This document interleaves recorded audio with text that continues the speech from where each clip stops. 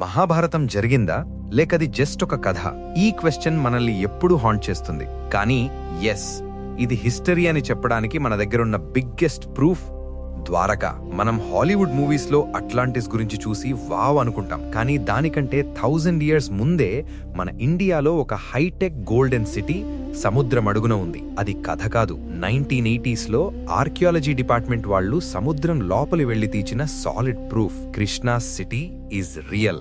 మురళి వినిపించదు, అలలే మోగుతున్నాయి, మాధవుని చరిత్ర అక్కడే దాగింది. అసలు ద్వారక ఎలా ఉండేది? పురాణాల ప్రకారం శ్రీకృష్ణుడు మథురా నుంచి వచ్చాక సముద్రదేవర్ని అడిగి 12 యోజనాల ల్యాండ్ ని తీసుకున్నారు. ఈ సిటీని కట్టింది ఎవరో తెలుసా? The divine architect Vishwakarma. Dwarka అంటే జస్ట్ బిల్డింగ్స్ కాదు, అదొక ఫోర్ట్రెస్. 900,000 రాయల్ ప్యాలెసెస్ ఉండేవి. ప్రతి బిల్డింగ్ గోల్డ్ అండ్ క్రిస్టల్ తో చేసినవి. డోర్స్ అన్ని జెమ్స్ తో డెకరేట్ చేసేవారు. ఇప్పుడు మనం వాడే మోడర్న్ టౌన్ ప్లానింగ్ టెక్నిక్ ద్వారకాలో అప్పుడే వాడారు. Wide roads, drainage systems, commercial zones. It was the New York of ancient India. కానీ అంత గొప్ప నగరం ఎలా ఆవిరింది? ఇది జస్ట్ ఒక్క రోజులో జరిగిన ఇన్సిడెంట్ కాదు. మహాభారత యుద్ధం తరువాత గాంధారి ఇచ్చిన శాపం వల్ల యాదవ వంశంలో సివిల్ వార్ స్టార్ట్ అయింది. వాళ్ల నశనం బయట నుంచి రాలేదు, లోపల నుంచే స్టార్ట్ అయింది. ప్రభాస్ పటన్ దగ్గర జరిగిన గొడవలో వంశం మొత్తం ఒకరినొకరు చంపుకున్నారు. ఫైనల్ గా విధిని యాక్సెప్ట్ చేసి శ్రీకృష్ణుడు కూడా అవతారం చాలించారు. అప్పుడే అర్జున అక్కడ ఎంటర్ అయ్యారు. ద్వారకలో మిగిలిన ఆడవాళ్లని, పిల్లల్ని కాపాడడానికి ట్రై చేస్తుంటే సముద్రదేవురు ఉగ్ర రూపం దాల్చారు. పురాణాల ప్రకారం ఎవరైతే నాకు ల్యాండ్ ఇచ్చారో వాళ్లే ఇప్పుడు తిరిగి తీసుకుంటున్నారు అన్నట్టు సముద్రం లిమిట్స్ దాటింది.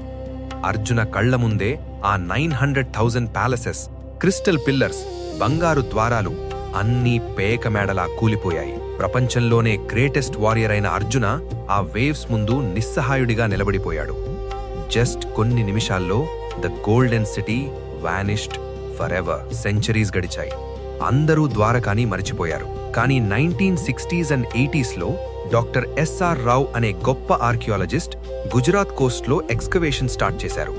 షాకింగ్ గా వాళ్లకి సముద్రం అడుగున 40 feet డెప్త్ లో పెద్ద పెద్ద గోడలు, స్టోన్ యాంకర్స్ మరియు పాటరీ దొరికాయి. అవి న్యాచురల్ రాక్స్ కాదు, మనుషులు చెక్కినవి. కార్బన్ డేటింగ్ చేస్తే తెలిసిందేంటంటే ఆ ruins age almost 3000 to 9000 years మధ్య ఉండొచ్చు. ఇది మహాభారత టైం లైన్ కి పర్ఫెక్ట్ గా మ్యాచ్ అవుతుంది. ఇంకా ఇంట్రెస్టింగ్ విషయం ఏంటంటే అక్కడ దొరికిన ముద్ర ఆర్ సీల్స్ మహాభారతంలో చెప్పినట్టే ద్వారకా సిటిజన్స్ ఐడెంటిటీ కోసం 3-headed యానిమల్ ఉన్న ముద్రలు వాడేవారు. ఎగ్జాక్ట్ గా అలాంటి ముద్రలు అక్కడ దొరికాయి. రీసెంట్ గా national institute of ocean technology వాళ్ళు సోనార్ స్కాన్ చేస్తే ఇంకా లోపల రివర్ బెడ్ దగ్గర ఒక పెద్ద నగరం స్ట్రక్చర్స్ కనిపించాయి. ఫ్రెండ్స్, ద్వారకా మిత్ కాదు, అది మన హిస్టరీ. క్లైమేట్ చేంజ్ వల్ల సముద్రం లెవెల్ పెరిగి ఒక సివిలైజేషన్ ఎలా అంతమైందో చెప్పే ఎగ్జాంపుల్ ఇది. సముద్రం తన గర్భంలో ఇంకా ఎన్ని రహస్యాలు దాచుకుందో మనకి తెలియదు. కానీ ఒక్కటి మాత్రం నిజం, శ్రీకృష్ణుడు నడిచిన నేల ఇంకా అక్కడే నీళ్లడుగున ఉంది. మీకు ఈ వీడియో నచ్చితే లైక్ చేయండి. నెక్స్ట్ వీడియోలో అశ్వత్థామ ఇంకా బ్రతికే ఉన్నాడా అనే మిస్టరీని క్రాక్ చేద్దాం. Comment your opinion below. జై శ్రీకృష్ణ.